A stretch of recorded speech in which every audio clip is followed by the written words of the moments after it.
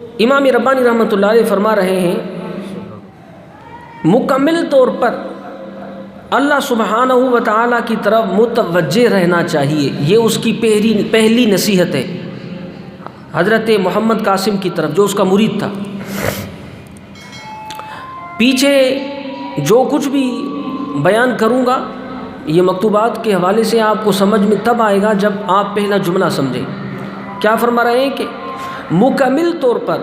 اللہ سبحانہ و تعالیٰ کی طرف متوجہ رہنا چاہیے، اور آج اس دولت کا حصول اس طبقہ علیہ نقش بندیہ کے ساتھ اخلاص اور ان کی طرف توجہ اور رجوع کے ساتھ وابستہ ہے۔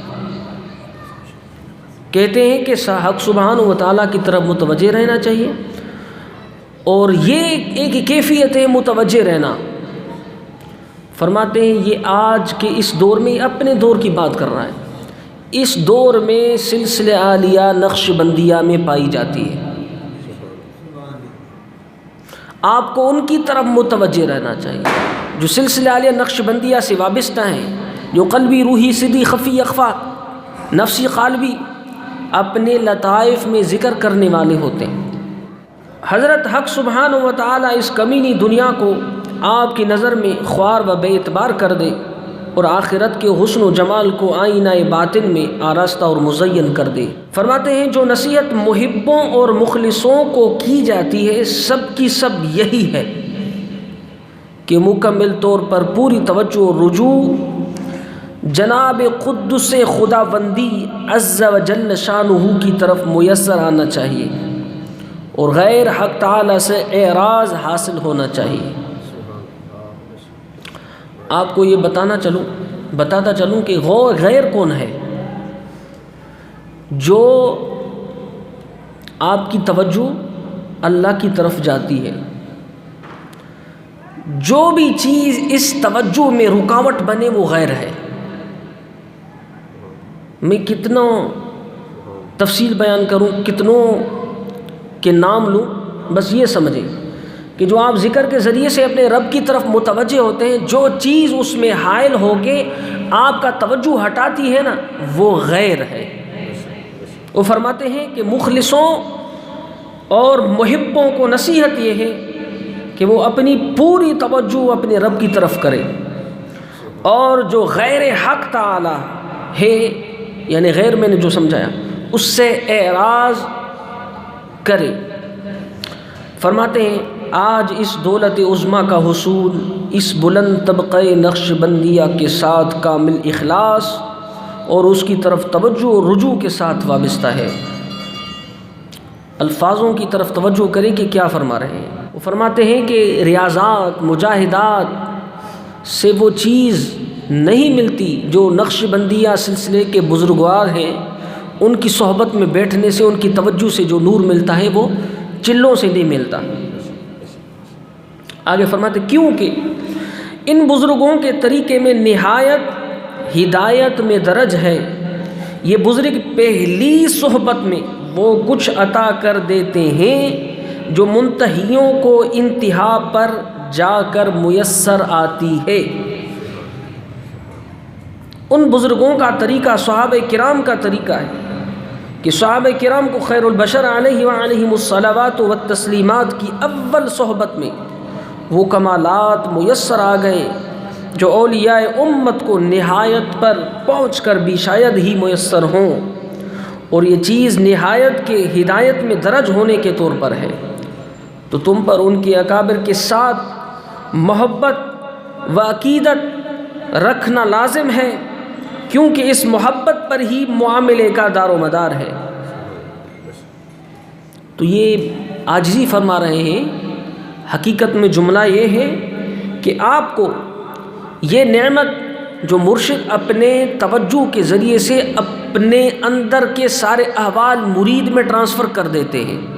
یہ نقش بندی سلسلہ ہے۔ باقی سلاسل میں مرید کو ورد و وظائف دیے جاتے ہیں کہ وہ جا کے کرو بس، مگر اس طریقے میں ورد و وظائف کے ساتھ ساتھ مرید کے اوپر مرشد پوری کوشش کرتا ہے کہ جو اس کے اندر میں اس کی استعداد کے مطابق جتنے بھی احوال ہیں وہ اس کو ٹرانسفر کر دیتے ہیں۔ فرماتے ہیں یہ ایسی نعمت ہے کہ صحبت میں ملتی ہے جو آگے چل کے باقی سلسلوں میں نہایت میں، یہ ابتدا میں شروع میں ایک ساتھی آیا اس کو شروع میں ہی مل گئی، سارے احوال اس کے اندر میں ٹرانسفر ہو گئے۔ باقی سلسلوں میں یہ چیز نہیں، باقیوں کو شروع میں نہیں ملتی، ریاضات اور مجاہدات کر کر کے انتہا میں ملتی ہے۔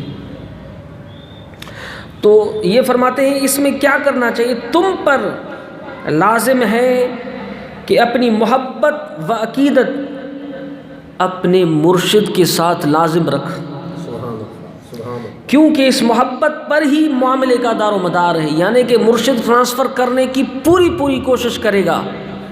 وہ تب ہوگی کوشش کامیاب جب آپ کے قلب و باطن میں عقیدت، احترام، ادب اور محبت ہو مرشد کے لیے، کیونکہ یہ سارا دار و مدار محبت پر ہے۔ کہ آپ نے سنا کہ امام ربانی رحمۃ اللہ علیہ نے جو مکتوب شریف لکھی مولانا محمد قاسم کی طرف، اس کو کہا کہ سب سے پہلی چیز یہ ہے جو خالص، مخلص اور محبوں کو سمجھائی جاتی ہے، وہ اپنی توجہ کو اپنے رب کی طرف کرنا، مگر اس توجہ کو اپنے رب کی طرف کرنا یہ مشکل کام ضرور ہے، مگر گھبرانا نہیں، سلسلہ عالیہ نقش بندیہ کے شعروں کی صحبت میں بیٹھنے سے یہ ہو جاتا ہے۔ جو اس سلسلے سے تعلق رکھتے ہیں، جو اپنی نگاہوں سے اپنے احوال مرید میں ٹرانسفر کر دیتے ہیں، مرید میں ٹرانسفر ہو جاتے ہیں سارے احوال، جس طرح آج کل بلوٹوتھ ہو جاتا ہے، ایک موبائل میں آپ سنتے ہیں ایک نعت چلتی ہے اور اس کے بیچ والی موبائل خالی ہوتی ہے، جب وہ بلوٹوتھ کھولتا ہے اور وہاں سے وہ بلوٹوتھ آپ سائنس کی روشنی میں آپ اس موبائل سے اس موبائل کی طرف کریں تو وہی نعت وہاں بھی چلے گی وہاں بھی چلے گی، مگر اس کے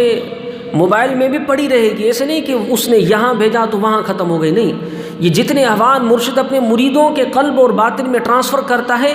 ٹرانسفر ہو جاتے ہیں اور مرشد کے بھی باقی احوال رہتے ہیں، ایسے نہیں کہ وہ ختم ہو جاتے ہیں،